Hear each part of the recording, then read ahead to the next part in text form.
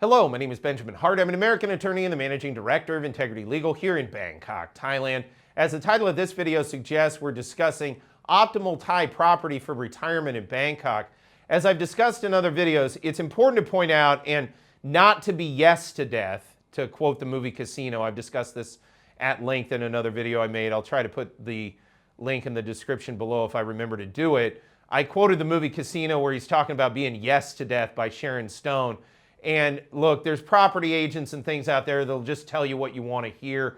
You know, the thing to take away from this video is one, there are serious restrictions on foreigners owning land. And yes, utilizing corporate structures as some sort of subterfuge to utilize or maintain control and effective ownership of land is not an optimal way to do things here in Thailand, as we've discussed in other videos. There may be options such as long-term leasing, what's called usufruct or lifetime usage of property, what I would call a life estate in the common law vernacular. All of these may be available to folks who want to avail themselves of property usage here in Thailand. But the most optimal in my mind, and I'm not trying to sell something that I haven't otherwise gone through, I like condos, especially in Bangkok.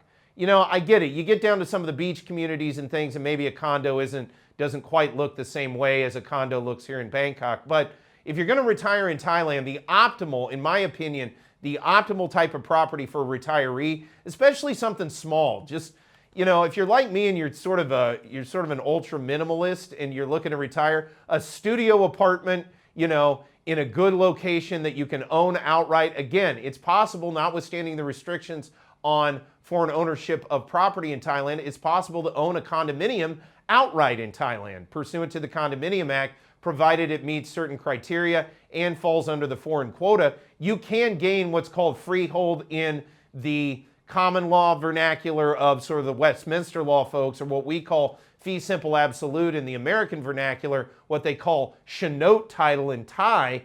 Basically, it's possible to have freehold title, to own your own condo.